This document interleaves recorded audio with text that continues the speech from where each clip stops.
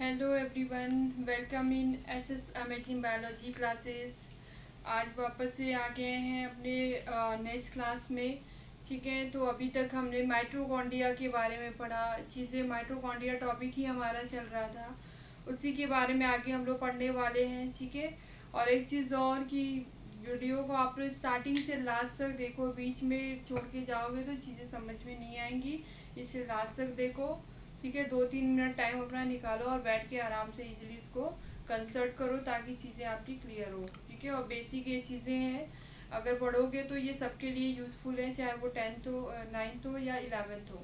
ठीक है, ब्रीफ में मैं चीज़ें इसलिए पढ़ा रही हूँ कि कंपटीशन एग्ज़ाम चाहे वो एनटीएससी हो या एनटीएससी सेकेंड स्टेज हो या फिर नेक्स्ट लेवल में हो, क्वेश्चन या आईजेएसओ ही हो, उसमें क्वेश्चन अराइज होता है। तो आप चीज़ें अगर नहीं देखोगे क्लियरली आपको, तो चीज़ें क्लियर होने वाली नहीं है। ठीक है, तो स्टार्टिंग से लास्ट तक वीडियो को देखिए ताकि एक एक पॉइंट क्लियर हो, और फिर जब हमारा क्वेश्चन सेशन होगा तो आप उसको क्या करोगे, क्लियरली उसको आंसर कर पाओगे। ठीक है, तो इसी के साथ स्टार्ट करते हैं आज का। फिर टॉपिक वही चल रहा है, उसी के आगे हम लोग को पढ़ना है। कौन सा टॉपिक चल रहा था? माइटोकॉन्ड्रिया। ठीक है, तो माइटोकॉन्ड्रिया क्या होता है, power house of the cell, ये सारी चीज़ें बेसिक हम लोग पढ़ चुके हैं, स्ट्रक्चर पढ़ चुके हैं। अब उसके बाद नेक्स्ट कुछ चीज़ें हमें पढ़ना है, उसके बारे में देखते हैं। तो देखो, जनरली क्या होता है कि माइटोकॉन्ड्रिया जो होता है कि हमने क्या पढ़ा है कि माइटोकॉन्ड्रिया होता है power house of the cell. पर power house of the cell इसको क्यों बोलते हैं? क्योंकि ये एनर्जी का फॉर्मेशन करता है, एनर्जी को स्टोर करता है। अभी तक बेसिक इतना ही पता था। अब यहाँ पे थोड़ा हम देखेंगे कि कौन से प्लेस पे जो होता है जनरली एनर्जी सिंथेसाइज होता है, कौन से प्लेस पे एटीपी का फॉर्मेशन होता है। ठीक है, तो सबसे पहले यहाँ पे हम लोग एक स्ट्रक्चर ड्रॉ करते हैं। ठीक है, स्ट्रक्चर के थ्रू ही हमें चीज़ें क्लियरली समझ में आने वाली है। इसलिए देखो, ये कौन सा स्ट्रक्चर है, तो ये हो गया आपका आउटर मेम्ब्रेन का स्ट्रक्चर। और उसके बाद जो इनर मेम्ब्रेन का फोल्डेड एरिया होता है, वो ये इनर मेम्ब्रेन का फोल्डेड एरिया है। ठीक है, तो यहाँ पे ये इनर मेम्ब्रेन का स्ट्रक्चर हो गया, यहाँ पर ड्रॉ कर लेते हैं। ठीक है, तो जनरली इससे क्या है, और चीज़ें एडवाइस हम यही करेंगे कि आप फिगर को ड्रॉ करके पढ़ो, तभी चीज़ें यहाँ पे क्लियर होंगी। अदरवाइज क्या होगा, ये क्लियर नहीं होगा। बार बार देखोगे, स्क्रीनशॉट लोगे, ज़्यादा अगर लेजीनेस दिखाओगे तो आपको चीज़ें बार बार पढ़नी पड़ेगी। पर फिगर मेंशन करने से क्या होता है कि एक एक प्लेस आपको पता चलता है। ठीक है, तो सबसे पहले ये क्या है आपका आउटर मेम्ब्रेन। ठीक है, उसके बाद ये कौन सा है, इनर मेम्ब्रेन। ठीक है, उसके बाद जो होता है ये क्या है कि आउटर और इनर मेम्ब्रेन के बीच के स्पेस, जिसको क्या बोला जाता है, पेरी माइटोकॉन्ड्रियल स्पेस। ठीक है, पेरी माइटोकॉन्ड्रियल स्पेस। ठीक है, उसके बाद इसको जनरली सी फेस बोलते हैं, सी फेस, और इसको बोला जाता है एम फेस, एम फेस। ठीक है, जिसको मैट्रिक्स फेस बोल सकते हैं, क्योंकि ये इनर फोल्डिंग है। जैसे एक रफली स्ट्रक्चर यहाँ पे देखोगे अगर, तो हमने क्या पढ़ा था कि आउटर ओवल शेप का स्ट्रक्चर है, सेकेंडरी स्ट्रक्चर इनका सेकेंड मेम्ब्रेन का कुछ इस तरह से होता है। ठीक है, तो हम यही एक पर्टिकुलर एरिया का स्ट्रक्चर यहाँ ड्रॉ किए हैं। तो ये फोल्डेड एरिया जो सेकेंड है आपका सेकेंड मेम्ब्रेन का, वो क्या होता है, कहाँ पे फोल्डिंग एरिया है, तो ये कौन सा एरिया है, मैट्रिक्स। ठीक है, क्या है ये, matrix. Jelly substance like structure होता है, मैट्रिक्स है ये। उसके बाद मेजर जो फंक्शन होते हैं माइटोकॉन्ड्रिया के अंदर, वो कहाँ होते हैं, इसी मैट्रिक्स के अंदर होते हैं। ठीक है, तो हमने एक चीज यहाँ पढ़ा था कि आउटर जो मेम्ब्रेन होते हैं वो क्या होते हैं, फ्रीली परमिएबल होते हैं, फ्रीली परमिएबल होते हैं। ओके, एंड इनर मेम्ब्रेन जो होता है वो क्या होता है, सेमी परमिएबल या फिर सेलेक्टिव परमिएबल होता है, सेमी परमिएबल। ठीक है, उसके बाद जनरली एक चीज यहाँ पे और देख लो कि जो बेसिक यूनिट होता है जहाँ पे कि एटीपी सिंथेसाइज होता है, वो कौन सा एरिया है, तो एटीपी सिंथेसाइज का एरिया है कि जनरली यहाँ पे एक स्ट्रक्चर ड्रॉ करते हैं, तो एक ये बेस लाइक स्ट्रक्चर है, उसके बाद इससे ये स्टॉक के फॉर्म में है एरिया, फिर यहाँ से एक बॉल लाइक स्ट्रक्चर फॉर्म होता है। ठीक है, तो जो ये बेस है इसको क्या बोला जाता है, देखो जनरली ये कौन सा स्ट्रक्चर, तो इसको बोला जाता है क्रिस्टी।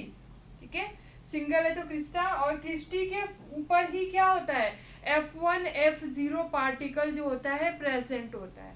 तो ये पर्टिकुलर एक वही F1 F0 पार्टिकल है जिसको ऑक्सीसोम भी बोला जाता है, ऑक्सीजोम।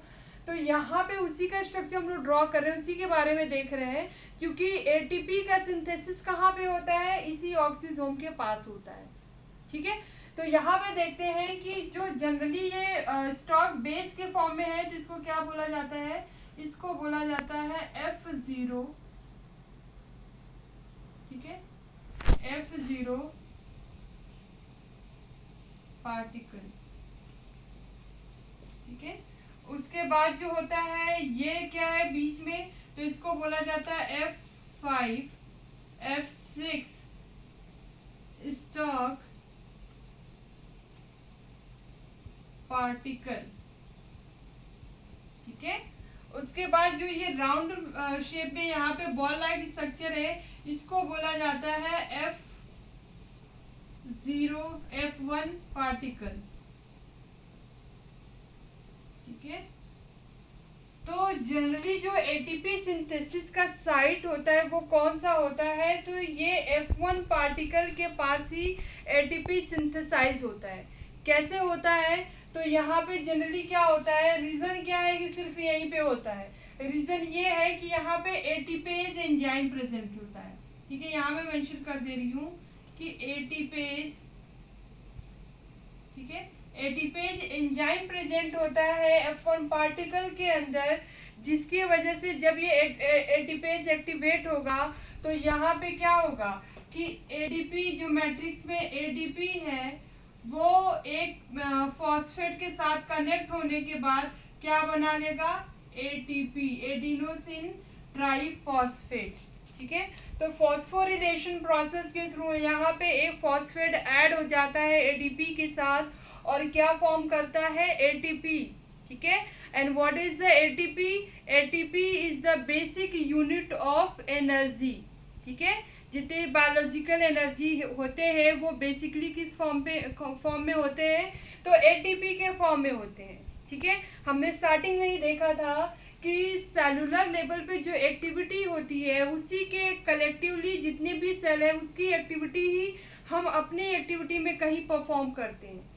ठीक है, तो यहाँ पे हमें सेलुलर बेस पे एनर्जी कहाँ से मिलता है, एटीपी से। एटीपी कहाँ फॉर्म हो रहा है, तो माइटोकॉन्ड्रिया के अंदर। कैसे प्रोसेस, किस प्रोसेस से फॉर्म होता है, तो रेस्पिरेशन प्रोसेस के थ्रू एटीपी का फॉर्मेशन होता है। और उसके बाद वही एटीपी जब हमें नीड पड़ती है सेलुलर लेवल पे बर्निंग की, कोई एक्टिविटी कर रहे हैं तो वहाँ पे एटीपी यूटिलाइज करके हम कोई फंक्शन परफॉर्म करते हैं।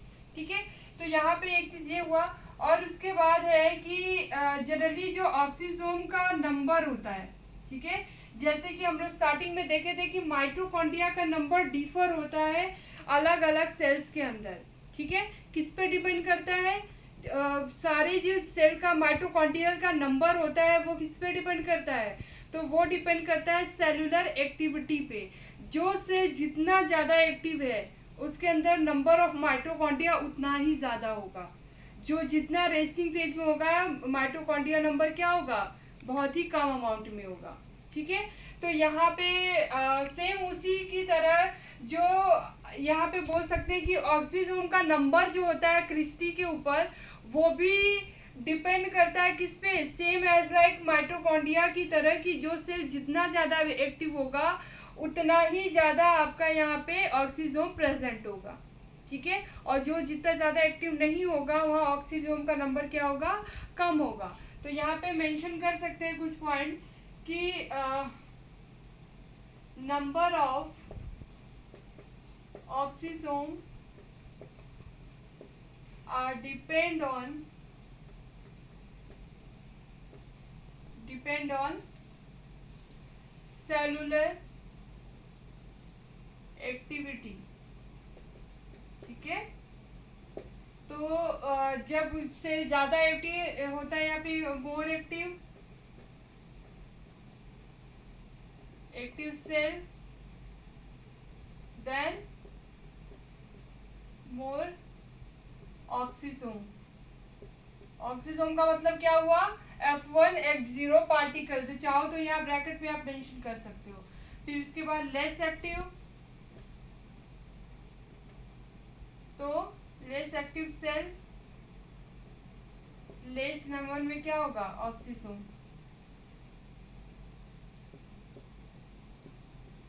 ठीक है, तो नंबर ऑफ ऑक्सीसोम डिपेंड करता है किस पे? सेलुलर एक्टिविटी पे।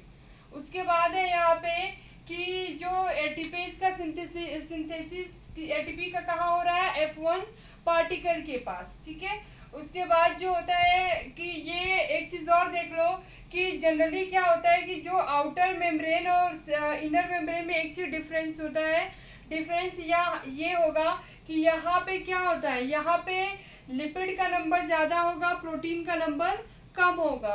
और यहाँ पे जो होगा प्रोटीन का नंबर ज़्यादा होगा और लिपिड का नंबर जो होता है वो कम होता है। तो जिसकी वजह से पोलराइज होकर यहाँ पे क्या होता है? हाइड्रोजन के फॉर्म में, मतलब बोल सकते हो जैसे ईटीएस हम लोग पढ़ेंगे रेस्पिरेशन प्रोसेस में। ठीक है, कि ग्लाइकोलिसिस साइटोप्लाज्म में होता है, देन माइटोकॉन्ड्रिया के अंदर क्या होता है? क्रेब्स साइकिल होता है। और क्रेब्स साइकिल कहाँ होता है? माइटोकॉन्ड्रिया में। फिर उसके बाद ईटीएस इलेक्ट्रॉन ट्रांसपोर्ट सिस्टम, तो वो देखेंगे कैसे होता है। तो मतलब ये बोल सकते हो कि प्रोटॉन के फॉर्म में, H2 के फॉर्म में जो होता है ये ट्रांसफर होते हैं पोलराइज होके। उसके बाद जो होता है ये H2 जो हाईली एनर्जेटिक होते हैं वो यहाँ पे ट्रांसफर होते हैं। ठीक है, तभी यहाँ पे जो होता है ये एटीपेज एक्टिवेट होगा और एडीपी फॉस्फेट के साथ ज्वाइंट होकर फॉस्फोरिलेशन प्रोसेस के थ्रू एटीपी का फॉर्मेशन करता है। ठीक है, तो एक बेसिक यूनिट जो एनर्जी का एटीपी सिंथेसाइज होता है F1 पार्टिकल के पास, जहाँ की एक जो होता है प्रोटॉन एक्टिवेट करेगा एटीपेज को, उसके बाद ये प्रोसेस जो होता है आगे कंटिन्यू होता है। ठीक है, तो ये तो हो गया कि कैसे स्ट्रक्चर की कैसे ये जो होता है फॉर्मेशन करते हैं एटीपेज, मतलब एनर्जी का एटीपी का फॉर्मेशन कैसे करते हैं। और एटीपी का फुल फॉर्म जहाँ तक आपको पता होगा, फिर भी अब यहाँ पे मेंशन कर देते हैं कि एटीपी एडिनोसिन ट्राइफॉस्फेट। ठीक है, एडिनोसिन ट्राइफॉस्फेट, ये क्या होता है? एटीपी का फुल फॉर्म है। ठीक है, अगर डाइफॉस्फेट है एडीपी हो गया, ट्राइफॉस्फेट है तो एटीपी हो गया। ठीक है, उसके बाद अब नेक्स्ट देखते हैं कि माइटोकॉन्ड्रिया का फंक्शन क्या होता है। ठीक है, तो फंक्शन के बारे में यहाँ देखते हैं, उसके बाद फिर आगे चलते हैं। इसको यहाँ से मैं इरेज कर रही हूँ।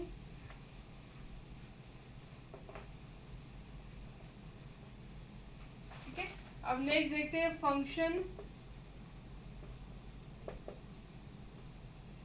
Of mitochondria.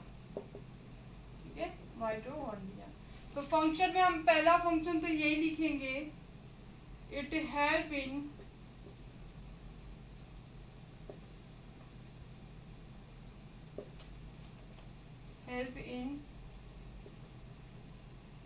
मूवमेंट ऑफ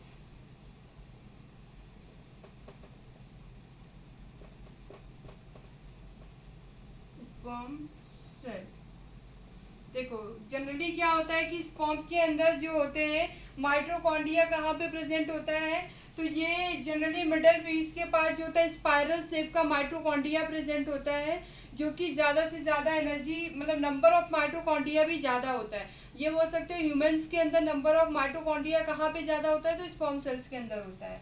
ठीक है, तो यहाँ पे ये स्पर्म सेल के अंदर होते हैं ज़्यादा, जो कि क्या फंक्शन होता है उनका? मूवमेंट में, मतलब टेल में प्रेजेंट होते हैं। और जब टेल की हेल्प से ही स्पर्म सेल क्या करता है? मूवमेंट करता है। तो ये चीज़ें जो होते हैं एक सेल से दूसरे उसमें जो होते हैं ट्रांसफ़र होते हैं। उसके बाद सेकंड है यहाँ पे कि ये क्या करते हैं कि हीम फॉर्मेशन में भी हेल्प करते हैं। Haem form through mitochondria. Haemoglobin में जो देखो, हीमोग्लोबिन में जो हीम होता है, हीम जिसे एचबी फॉर्म में हम लिखते हैं ना, एचबी जिसे हीमोग्लोबिन, तो हीम का फॉर्मेशन कहाँ से होता है? माइटोकॉन्ड्रिया के थ्रू ही होता है। ठीक है, उसके बाद नेक्स्ट चलते हैं।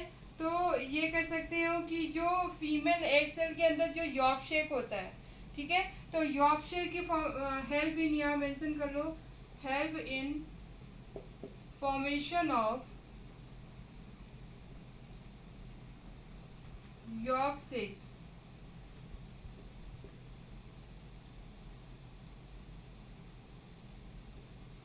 ठीक है, जिसको बोला जाता है वाइटेलोजिनेसिस।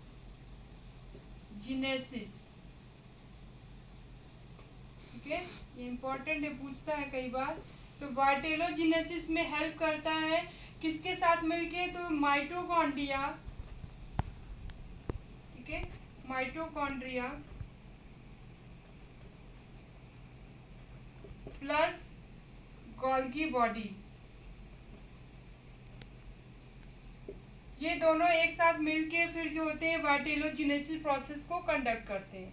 ठीक है, उसके बाद नेक्स्ट प्रोसेस यहाँ पे एक चीज़ और आता है कि ये तो हो गया कि जो माइटोकॉन्ड्रिया होता है वो साइटोप्लाज्मिक इनहेरिटेंस शो करता है। मतलब यहाँ पे देखते हैं कि माइटोकॉन्ड्रिया